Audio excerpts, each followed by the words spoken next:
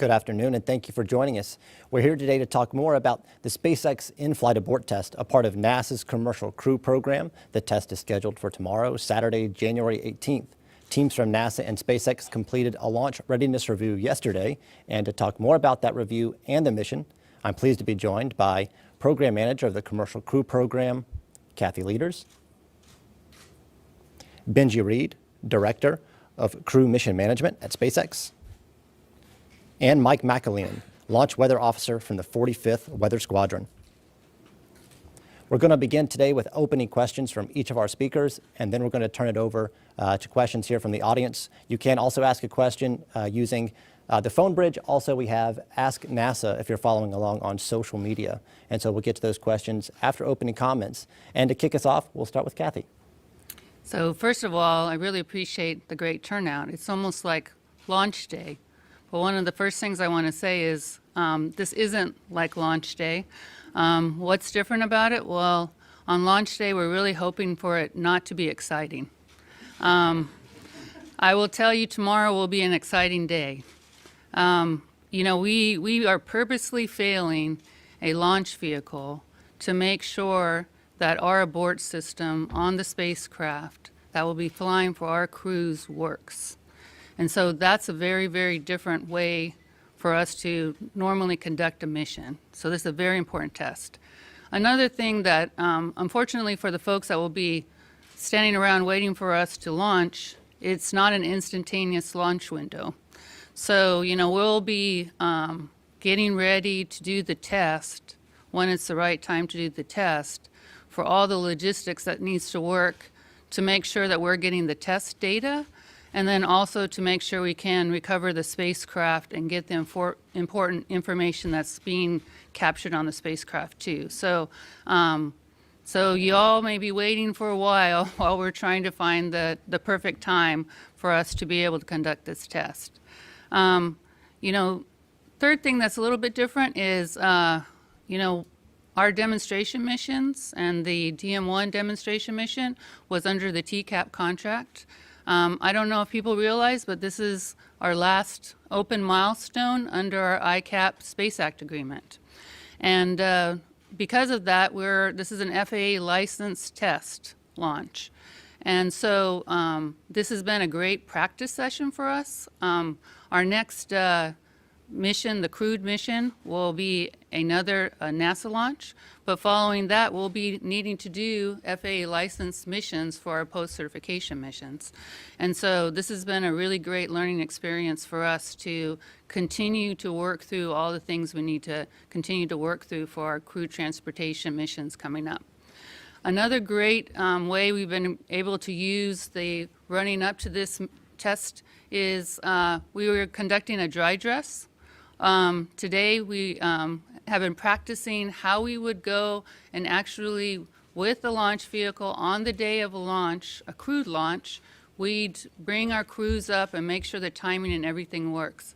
And so you can see pictures from our dry dress test rehearsal today, where we had Bob and Doug, practicing what will soon be their steps that they'll be going through as they go and actually enter the Dragon spacecraft, and making sure that we are getting ready for that crewed launch. So in conclusion, this is a big test for us. This is a test of a system that's supposed to protect the crews, and we're very happy that SpaceX has taken a very challenging test platform to be able to do that. But it's a very important step in us making progress towards crewed transportation to the International Space Station. So thank you for being here. And we'll go to Benji. Great. Thank you for having me here. And it's always an honor, and it's truly a humbling experience getting to work on the Commercial Crew Program and being part of the effort to return American launch capability for astronauts. and the opportunity to work with NASA and all of our partners is always outstanding. As Kathy talked about, this test is very important to us. It's really the culmination of years of work together, of close partnership with NASA.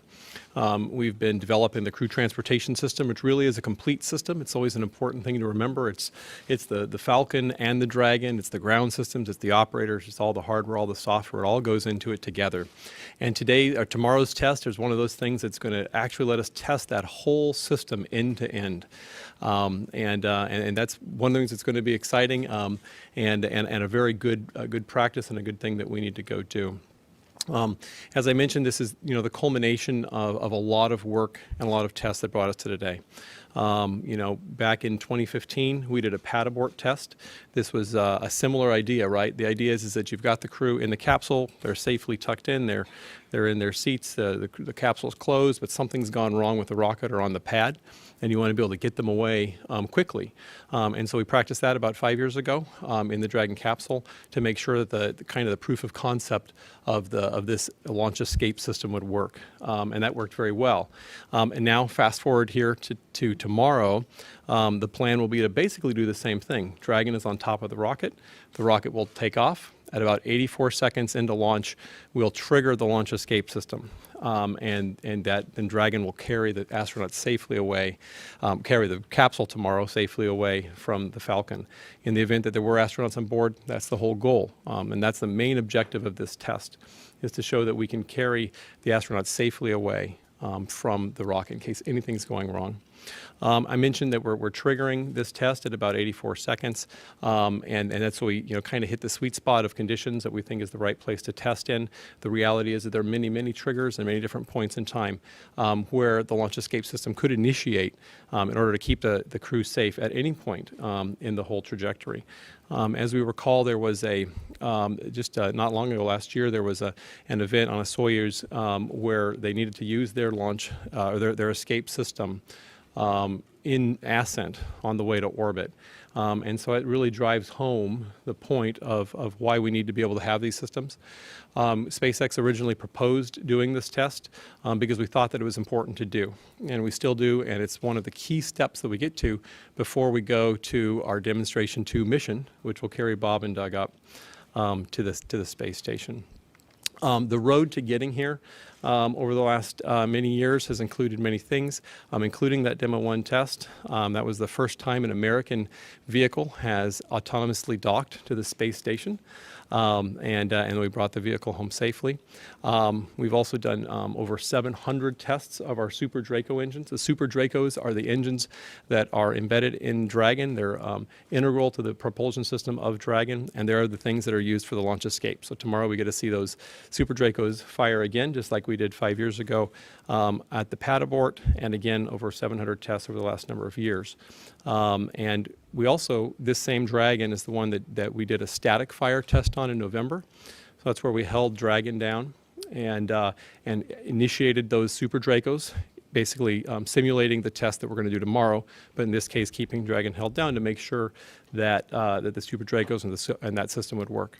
Beyond that, there's been thousands of other tests of the propulsion system and many hundreds of tests of other subsystems on the vehicle, including our life support systems and others that are key overall to getting Bob and Doug to station and bringing them home safely, and proving this system out and certifying this system to become an operational transportation system for astronauts and for the International Space Station.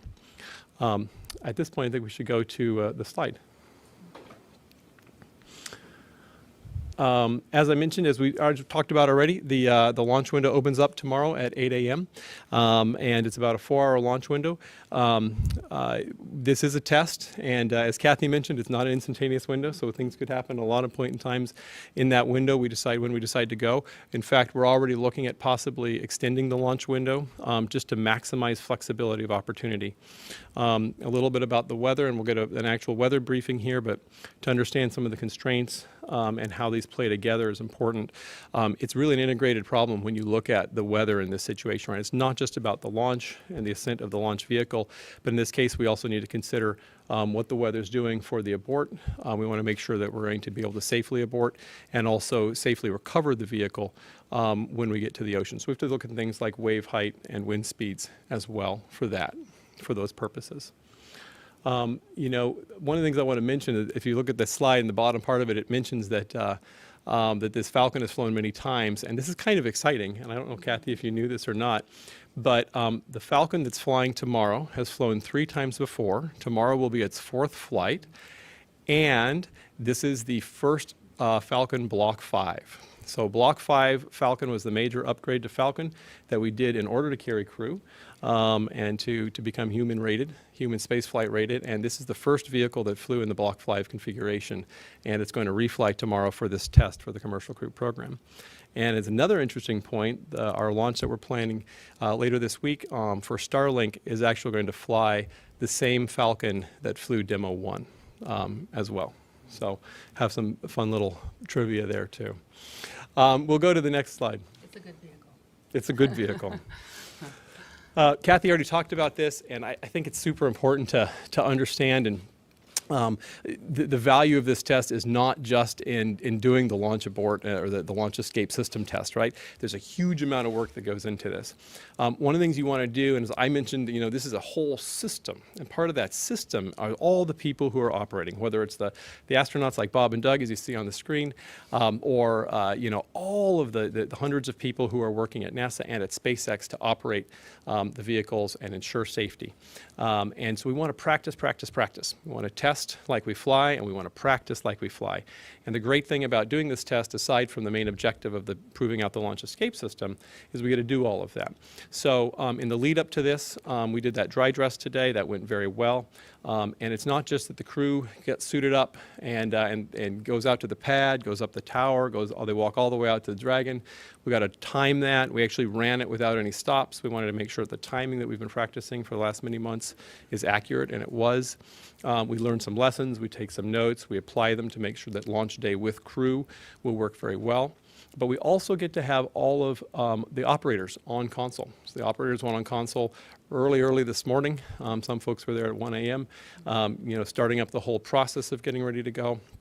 And they get to practice that whole process of what it's going to be like to have the crew board Dragon. And then tomorrow is the same idea. Not only is this a test of the launch escape system, but everybody gets to practice the process of launching crew. On that note, we will be loading the Falcon the same way, loading the propellant on Falcon the same way that we will load on the crew missions. We've actually done that a number of times on previous flights. We'll continue that process of doing crew loading on the crew configuration loading on Falcon.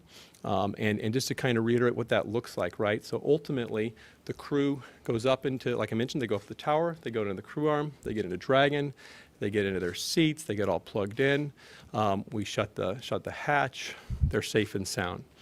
About 2 minutes before we start propellant loading on Falcon, we arm the launch escape system. And this is a key point, right? So the crew is in there, they're safe and sound. We arm the launch escape system, and then we start propellant loading on Falcon. Propellant loading takes about 30 minutes, and then we launch.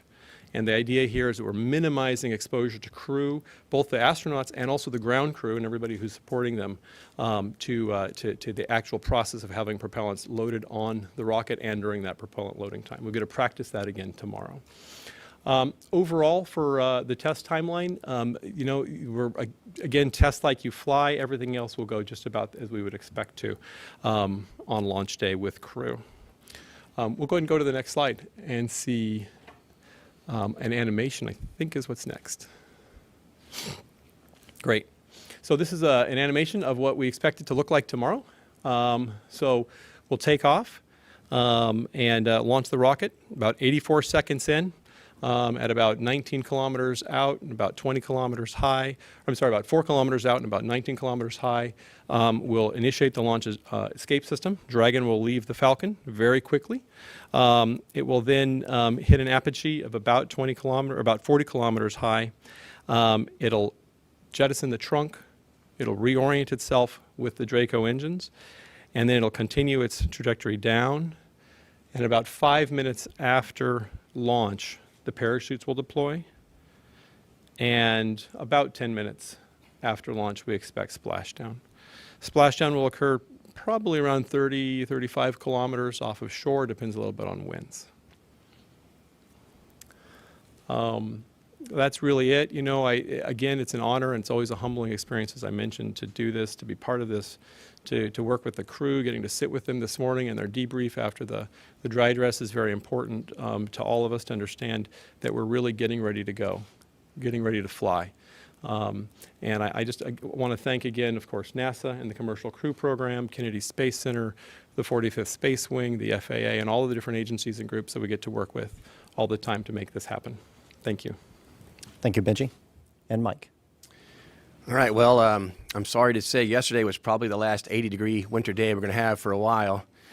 The upper level ridge we had in place has kind of broken down last night. If you were up at midnight helping the crew, we saw a little front go through, a little bit of rain showers, and that just indicates that that ridge has really broke down. If we go to the satellite, you can see that next frontal system ginning up in Texas. That's a couple days out, but that's what's going to bring winter into Florida finally. We got some pretty gusty winds behind that front that you can see draped over the Bahamas and southern Florida, and that's what's causing some gusty winds out there right now. It's also going to generate some higher waves. That's going to slowly diminish tomorrow, but early on, that's really the main concern. If we go to the launch forecast, okay, so this is typical launch forecast, 10% chance. You think that's great, right? Man, that's hardly anything of a violation. But that is only for the launch portion. There's a lot of things that have to come together for recovery. That's not included in the launch forecast. You mentioned waves and winds. You want to take some pictures and make sure everything happens. So that's cloud cover. So we're trying to find a time that has launch weather lining up with recovery weather. And tomorrow, it gradually improves on the recovery weather through the day. So you might be sitting around for a while waiting for that wind and waves to die down a little bit over the water. But it will gradually come down. Go to the next slide, 24-hour. I can tell you that recovery weather is great. Very light winds and very low waves. Unfortunately, that front is moving into the panhandle of Florida, and we're going to see a lot of upper-level clouds moving into our areas. You can see that's not good for optics, and it's not too good for launch weather. So through the 4-hour window, you're going to see the probability of violation for launch weather increase from 50 to 60%. So later in the window is bad if we go to Sunday.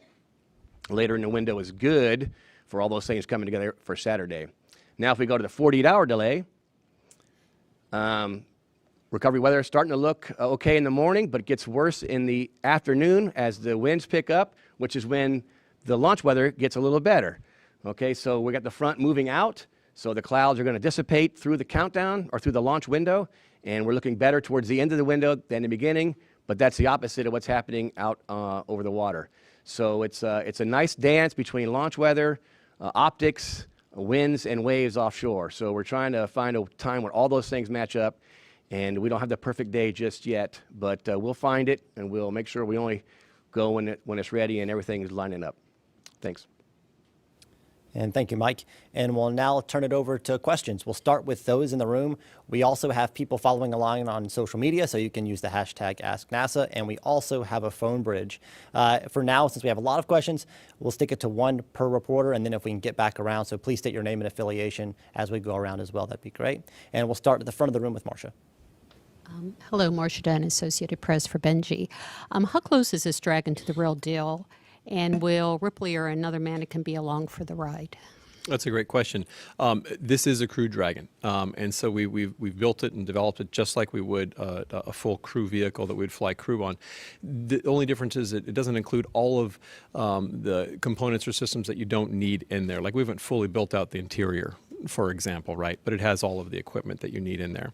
And yes, there are other anthropomorphic test devices, as we call them, basically that are human-shaped and human mass that sit in the seats. And we've got 2 of them in there with sensors in the seats to make sure that we really do understand the forces that are going on. It's important to remember that this is specifically a system designed to keep people safe and bring them home safely and have some sense of what they're going to be going through and the comforts that they're going to be seeing. We expect them to feel no more than about 4 Gs of force when they go through the launch abort. Bill Hart with CBS News for Benji.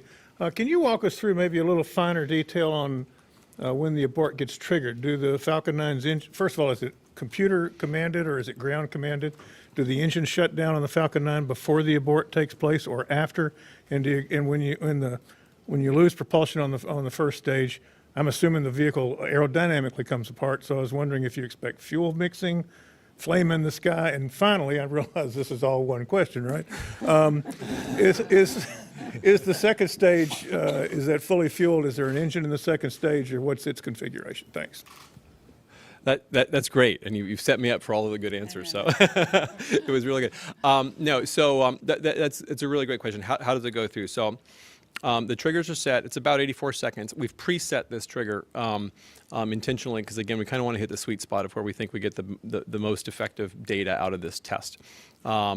What'll happen basically is we'll launch abort, we'll initiate the launch escape, and the Falcon engines will shut down.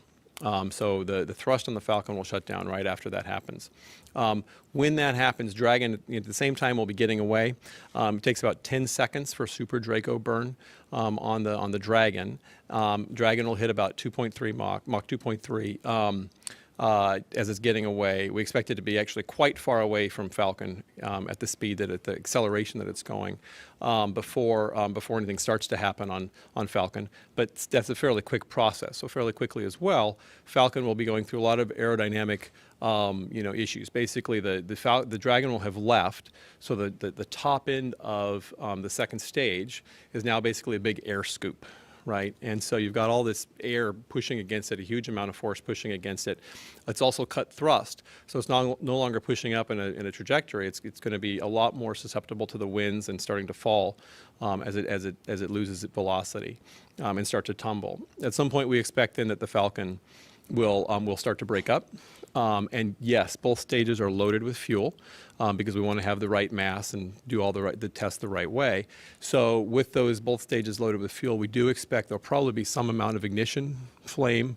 We'll see something. On a clear day, possibly from the ground, you could see it. But we do expect it to break up.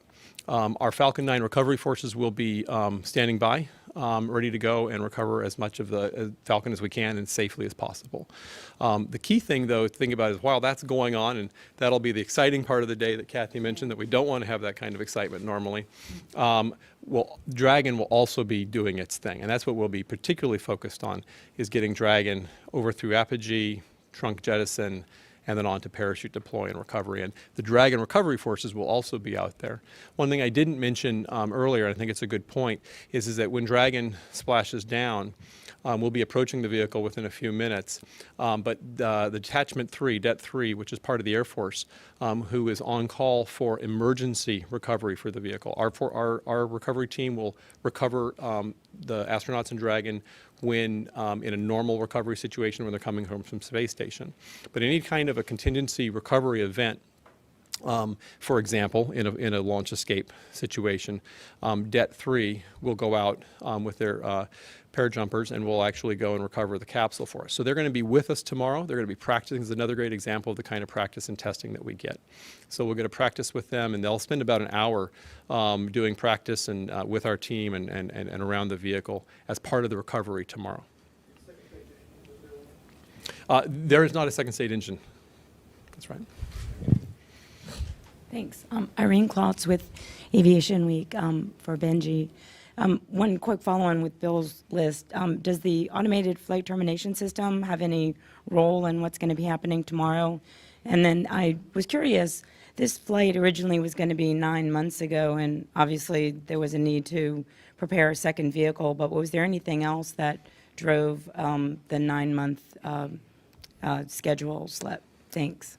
Sure. That's a good question. So in terms of, I'll answer, I guess, first part of the question. Repeat that one for me. Automated flight, yeah. So the FTS, the Automated Flight Termination System. For the FTS, that will be armed. Of course, we're launching a rocket, and we want to make sure that that we're going to keep the public safe as well. As part of what the FTS is there for, and that will be armed. But we don't expect it to have to be triggered at all. And in the event, there's an interesting point too. As a test, we do have the launch escape system armed. And so if something else were to go wrong that we weren't planning at 84 seconds, Dragon will still launch escape beforehand, and we'll still be able to see that the launch escape system performed, and the FTAs would, if it had to be used, it would be used after that. In terms of the schedule, the biggest change was, of course, we had the anomaly when we did our Dragon static fire in the spring, and so we needed to go back and absolutely, number one, understand what happened in that anomaly, and understand everything there and make sure that we had mitigated it and implemented all of those changes, which we've done. That anomaly report is complete, and we've actually filed that with all the various agencies, and so that's good to go.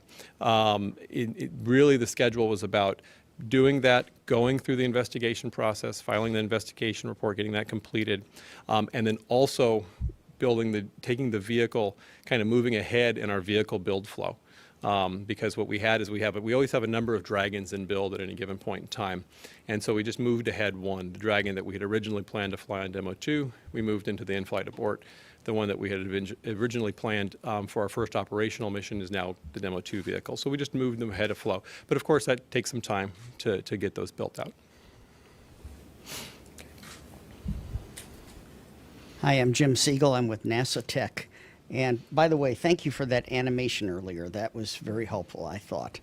I have a question about the criteria down in the landing site. So what are the criteria that you're going to be using, like wave height and temperature and wind? And are there other criteria besides that you'll be looking at tomorrow? It's it's a combination of all of those, and I don't know the thresholds off the top of my head for the specifics in terms of the weather, but it is particularly, you're looking at cloud cover for sure. We want to make sure that we have enough visibility. The point of this test is to gather as much data as we can, and so we're actually going to have a number of assets, ground and air-based assets, gathering video of this, and we want to make sure that they have clear sight as well. And then there is waves, and you want to understand, wave height and just ground wind speed as well as wind speed as you're moving up through the trajectory.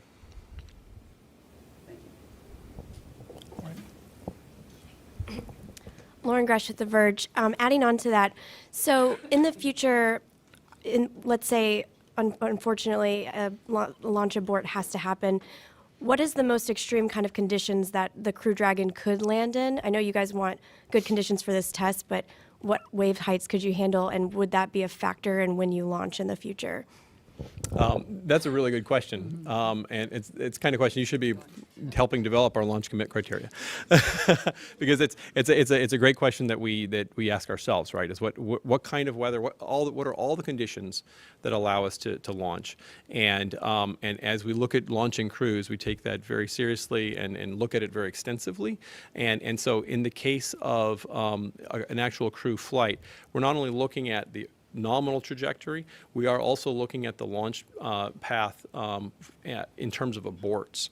So we actually want, before we would launch the crew, we would want to understand the path and where they might land in an abort case. So we actually look at that weather as well.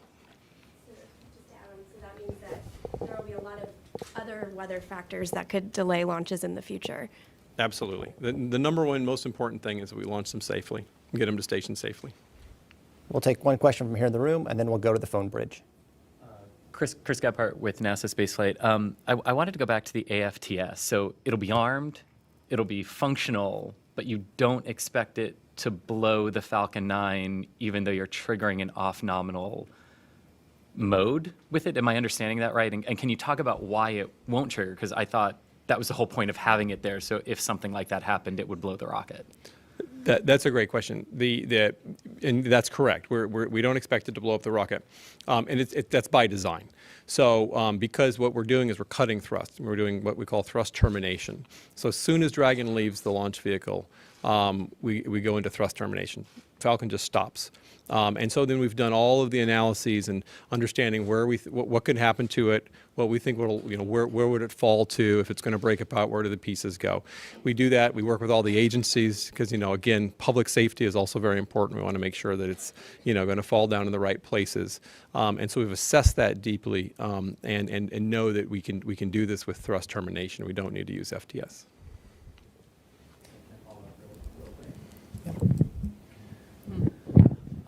So is that standard for all crew missions? If you had a failure on the booster that was a thrust termination event, it wouldn't trigger the AFTS, or is this just specific to this test?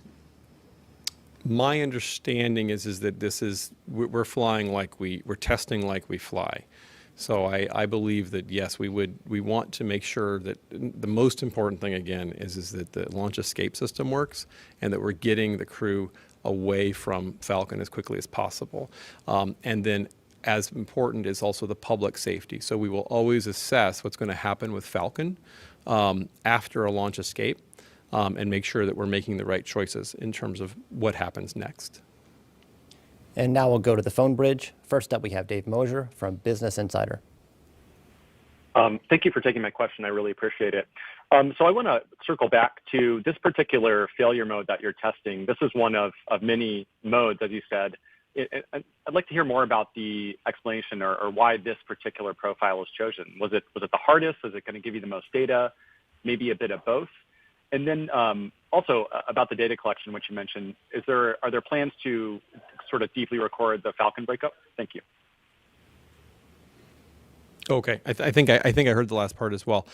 There's a lot of different triggers that we look at. There's location trigger, GPS. There's understanding velocity and accelerations on the vehicle as it's ascending. There's understanding just the different forces at work. We're looking for anything that's off nominal, right? There's actually many different parameters that we're looking at and we're assessing. Those launch escape triggers have actually been under assessment for many years, and working closely with NASA and actually other government agencies to understand what all could happen and make sure that we would escape at the right point in time. So I can't really give you a specific list of what they all are, but there's many of them, and it has to do with anything that's off nominal about the behavior of Falcon, and then we set the parameters for many different metrics and set the thresholds for launch escape. And certainly we will also be looking at Falcon. The primary objective is Dragon, but we'll also be paying attention to what Falcon's doing tomorrow. But we picked this test condition. I mean, we went through and jointly assessed, what we thought would be kind of the best test for us to do as a joint team, right? And picked that particular time frame because it was a stressing test for us. It's a very it's an area where we could collect a lot of data on the overall systems, and those are all part of the kind of the factors that we weighed together to determine this particular test case. And now on the phone, we have Robert Perlman from Collect Space. Hey, thank you. What is to become of this Dragon after this flight? If it's recovered successfully, is it being refurbished for future use or being retired? And is there any interesting or commemorative items on board acting as ballast? Asking Benji to reveal all his secrets. I'll tell you all of my secrets. The Dragon, as I mentioned, it's a full crew Dragon, and our expectation is to be able to recover it well, and we'll assess what it looks like afterward. There are a lot of forces in going through a launch escape. We want to make sure that Dragon, if it was something we could refurbish and use again, we would look at that certainly, but we'll need to assess that afterward. And in terms of any goodies that are hidden in Dragon, everybody always wants to do that, but I think we make an effort to focus on the test and make sure that we've loaded the Dragon with the sensors that we need to get the data that we need. That's the real treasure. We're going to take 2 more phone questions and come back in the room. We have next up Eric Berger from Ars Technica.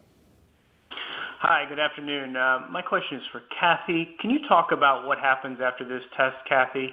Are there additional parachute tests or things like that, or is it kind of now paperwork and analysis and sort of making sure that everything, all the data you get, kind of sets them up for a crew mission? Maybe just walk me through the timeline now after tomorrow. I'll get started, and Benji can fill in if I miss anything. I mean, I think the big activities, obviously, this is a big activity for us to get through this test.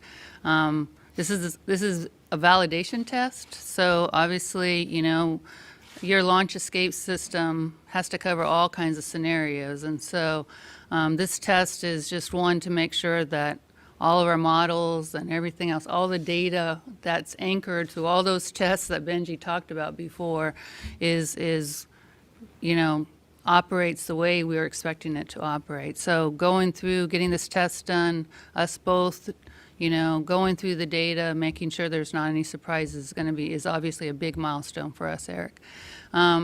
We do have some more chute tests to do, system level tests. I think so far the upgraded system that the SpaceX folks have been developing has been operating very well. And actually, the upgraded chutes are on the in-flight abort test too.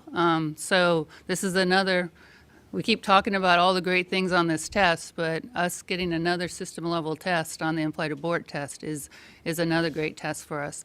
We are still working through paperwork and everything else, but as we say, it's not just paperwork, it's really all making sure the teams have reviewed all the data from all the work that the SpaceX guys have been doing, along with work that the NASA team has been doing to make sure that, you know, we're in sync on where the systems are and certification of the system. We are really human certifying these Dragon spacecraft and Falcon 9. And so us stepping through that together and making sure that we've dotted all the I's and crossed the T's before our crewed demonstration flight is very, very important. So we've got work to do, but honestly, getting this test behind us is a huge milestone. And now we'll go to Tim Fernholz with Quartz. Hello, everybody. Thank you for taking the time to do this. Just a quick follow-on about the test profile. How fast will the vehicle be going when the launch escape system is triggered? And what kind of analysis do you do to compare that to when it may be triggered later in flight? We mentioned the Soyuz case. That happened, I think, a lot later in the flight profile. So how do you know it will work going much faster at a higher altitude? Thank you. I'll admit I didn't completely follow that. I think I heard how fast the vehicle will be going when we initiate launch escape. It'll be a little past max Q. Max Q, I think, is at about 1.8 Mach. And so a little faster than that. But I don't know the exact speed at which we're going. I know that it's about 84 seconds in. But I may have missed the other part of the question. I think it's how do you know? You know, obviously, you know, we talked about this is just one test point. This is a test at a particular time for the launch escape system. You know, really the escape system, what we call our, you know, having the abort capability is really available all the way up until we get to station.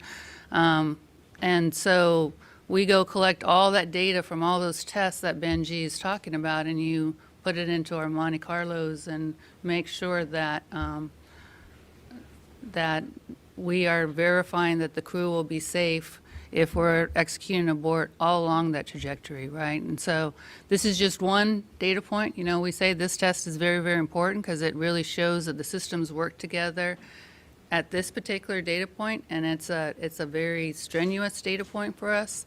But there's all those system level tests, those ground level tests, and all of that Monte Carlo and GNC work that we do is really what then really certifies our abort capabilities. I don't know if you want to add anything. Yeah, Benji. no, I appreciate that, and I think that's exactly right. I think probably one of the most important things we're getting out of this test is the interaction between the vehicles, right? Until Dragon is, you know, deployed safely away from Falcon in orbit, it really is like a single vehicle, right? These two vehicles are talking together. The flight computers are fully integrated. We develop them that way. The people that work on them, are often cross over and work together on them. We test them on the test tables. We have the full inner workings of Dragon and Falcon, as all the electronics boxes and the software is all run on many times, 24 hours a day at our facility, running different scenarios, making sure that these vehicles will always work well together. But there's nothing like actually doing a flight test in environmental forces to see what's going to happen. And so that's one of the key things that we want to get out of this. We're from the Washington Post. Hey, Benji. A question about the fate of your beloved thrice flown booster. You said it could tumble, it might come apart. You mentioned a fire. I mean, is there a possibility that it could actually explode if people are watching, from the beach? Should they be prepared for that? And then also, because you usually recover your vehicles and don't ditch them, I wonder if you could talk a little bit about any mitigation you're doing in terms of environmental impacts. Thanks. Sure. Absolutely, Chris. So, it's again, the second stage will be loaded with propellant. There'll still be quite a bit of propellant in the first stage. We expect there to be some sort of ignition and probably a fireball of some kind. Whether I would call it an explosion that you would see from the ground, I don't know. We'll have to see what actually happens. But I wouldn't be surprised, and that wouldn't be a bad outcome if that's what we saw. In terms of the debris, absolutely, one of the key things that we're always looking at is working with the right agencies and the right groups to make sure that we're protecting the environment, we're protecting the public, and we're doing the right things. So we've assessed all of that. We've assessed what we think the maximum possible debris field is. And again, our teams will be standing by ready to go recover as much as we can safely possible and basically make sure that the environment is safe. Tim Dodd, the Everyday Astronaut. For Kathy and Benji, can you run me through speaking of hypergolic fluids, when is it actually prepared on the vehicle and loaded up on the vehicle? At what point in the procedure is it actually armed? Or I guess you said it armed at, T-minus 2 minutes before fuel up, but when is the actual hypergolic loaded up on the Dragon? And on recovery, how does the recovery crew and potentially astronauts, how do they know the environment's safe from hypergolic propellant? Do you want to? Well, Dragon's loaded about a week out, Yeah, right? yeah, exactly. So Dragon's usually loaded about a week out, right? And obviously then transported over to the hangar, right? So there's a Dragon land, right? Go ahead. Go ahead. Oh. So no, usually at about L-2 weeks is when we decide that it's good to go load it, and like Kathy said, so roughly in that time frame, kind of in the week before, after we've made all the decisions to go at about L-2 weeks on a mission, then we're going to go and load Dragon with the propellant. So that's already been done, and we do that in the Dragon processing facility, and then we transport it over to be integrated with Falcon. All the while that you're loading hypergolic propellants, all the time that you're dealing with a loaded vehicle, you're going to a large set of safety protocols that people take very seriously, and you also have a lot of these detectors that allow you to detect the hypergolic propellants. And so all through the processing process and the pre-launch process, we do that. The same thing on recovery. We want to make sure it's a really good question. You do care about that. You want to make sure the crew is safe. They've gotten all the way to the water. You want to make sure they're not going to have some exposure that isn't good. And so the same thing. We've got sensors and detectors and a lot of process and a huge amount of analysis and ground testing, mechanical ground testing, to show that the structures are able to take the forces and contain anything and that you wouldn't have a problem. And this is a huge practice session for us, right? So that's why the recovery crew's out there. There's NASA folks on the recovery boat too. We're all following along to make sure that we're understanding how we would work together to go follow through the procedures, make sure the procedures are checked out before we get ready to go fly crew. One of the cool things is the crew actually gets to, do that kind of practice where we practice recovery. They go out. We have a practice Dragon that we put in the water and we take them out, and they've practiced, and other people have run through the processes and steps too. We have time for just a few more questions, so we're going to try to get as many as we can in the room, and we'll go back to here. Hi, I'm Ken Chang, New York Times. This is a question for Kathy. You spoke about how important it is to have an in-flight abort. Boeing is not doing that with the Starliner, and so you won't have the data point of the interaction of the Starliner with the Atlas V. I was wondering if you could just talk about the tests and analysis that you've done so you have the same level of confidence in that spacecraft? So I think the one thing about Commercial Crew Program is we are allowing each of the providers to kind of propose their testing and verification closeouts in the way that best helps them. You know, I think the SpaceX folks have proposed their strategies for closing out the requirements. That includes this particular in-flight abort test. The Boeing guys proposed a different way. There's advantages for having the pad abort test and being able to anchor your models and your systems in different ways. And so the good thing is each of them have their pros, lots of pros. And so we, as long as it's meeting our overall strategy, we allow the flexibility for each of the providers to be able to propose what makes sense for their system. Hi, Stephen Clark from Spaceflight Now. For Benji, can you update us on where the Demo 2 vehicle stands in processing right now? Has it left the factory in Hawthorne? I understood there was maybe a thermal vacuum test or something going on with it.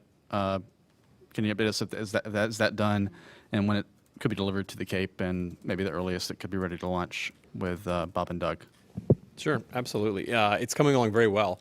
In fact, we just recently completed the heat shield mate, where we attached the heat shield to the spacecraft, and we're on track for completing the vehicle and delivering it around the end of this month from Hawthorne down to the Cape.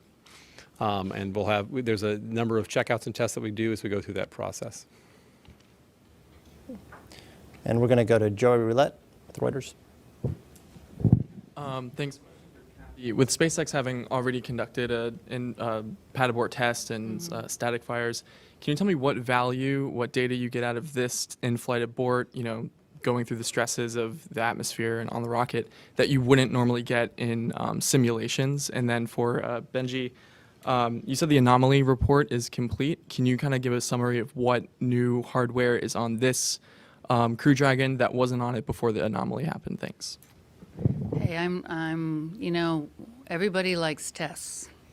You know, the more things, the thing that's I think really great about SpaceX is they have a lot of hardware to test, right? And so, I don't think NASA ever doesn't do a test that a provider, you know, proposes to them. And I think what's been great about this is SpaceX folks, it's in their philosophy to continue to test. I think that's where they gain their confidence. I think when they propose this, as we said, they proposed this really under ICAP, which, as folks know, that's many, many years ago. And it was, you know, a big where they thought that they had a lot of experience based on cargo, on launch and entry of spacecraft. But this one area that they hadn't really been able to kind of expand on their capability was with, you know, launch with escape systems, right? And so it was their unique, it's kind of what we talked about before, with their unique capability and what was right for them, they, under the ICAP Space Act agreement, had said, hey, we would like to use your investment to expand that capability, right? We're very happy. I think our teams love it that we get to use this as a way for us to, you know, be able to practice and work towards our crewed mission. You know, there had been some debate within NASA and SpaceX about, do we want to close out the SAA early, do this test 2 years ago? And we said, no, let's do this when it's the right time, and look at it, especially after they ended up winning one of the CC TCAP awards. They came in and said, you know what, we would really like to have this in-flight abort test when we're farther along in the system. So I think Benji and I have now been like on our 34th or 35th quarterly review on my Space Act agreement, because we've really just been waiting and holding and having this Space Act agreement milestone when it was the right time for them to conduct it. We have time for 2 more questions. We're going to go to Ken Kramer, and then we'll go to Emery Kelly. Hi, Ken Kramer. Thanks for Space Up Close and Rocket STEM. Thank you for doing this, and hopefully everything goes great tomorrow. My question is about the Super Draco engines, Kathy and Benji. Why are you confident, that these engines will work now and they will not blow up in light of the anomaly. What changes did you require? What tests did you require that SpaceX carry out to prove it's not going to blow up, because astronauts' lives are at stake and the space station is potentially at stake too? Thanks. So, I mean, I think a big test was a static fire, right? But along with that, we've done, and Benji could talk about this more, we've done tons of system level tests with the Super Dracos themselves. And then we've done lots of tests to really understand how the system operates from a fluids perspective, which was data that we learned out of the anomaly investigation. We've learned a ton out of this anomaly investigation. And so I think the great thing about it is that team has been able to, our teams, both NASA and SpaceX, have been able to work in parallel with the anomaly investigation team. And as the team was learning new data, be able to roll this into upgrades to the design and also roll it into our understanding of how these, high flow prop systems work in this area. So I think we're light years ahead in understanding how these particular systems operate right now. And really, this test is another important step in us clearing the system for crewed flight. I don't know if you want to add anything, Benji? No, I think the most important thing is that we took the time to do the investigation, that we did it right. We did it in close partnership. I mean, NASA and other groups were part of our investigation team and board. And some of the changes that we've made, I think are really critical to the system. And part of the investigations, we learned things that nobody knew in the industry before. And we've been sharing that information. We plan to share a lot more of that information with the industry. And we've implemented changes due to that information. Yeah, we've learned. We've all learned. NASA's learned, SpaceX has learned, and this is data that will be important for anybody out there to have to be able to build safer systems. So it's not going to happen again. We are doing everything we can to make it not happen again. Test, test, test. Yeah. Thanks. Yeah. Hey, Emery Kelly with Florida Today. I just want to pivot to the other crews out in the ocean while this is happening. How long before you give them a break? 3 attempts, 4 attempts? When do you kind of bring them back in and then try again? What's the balance there? That's a great question. Yeah. It is really important to always talk about all the crews working on a launch, right? And the ground team and the recovery teams on boats and everybody everywhere, including just the operators sitting on consoles. We have to watch their sleep and make sure they're getting enough sleep. So we have strict rules about how long people can be on shift. And how long and what they need to be, including at work, like there's on shift, but then they're still kind of working, and no, you can't do that. You need to go home and get some sleep, go back to your hotel, get some sleep. The same applies on the boats, and so people are out. They have accommodations, though, on the boats as well. So often once the fleet goes out, within a certain set of opportunities, they'll stay out, but they have the accommodations they need and the training they need to stay out there. But they still have to follow shift rules and make sure that folks are getting enough rest. I heard the cook is really good. So that's always a selling point. Well, that's going to wrap it up for us here. Thank you, everybody, for joining us today for the briefing on SpaceX's in-flight abort test. We'll have live coverage starting about 15 minutes prior to the test, so you can follow us on social media or online for updates about the launch time, which right now we're targeting the broadcast to begin at 7:45 a.m. for an 8 a.m. launch. Thank you very much, and have a good day.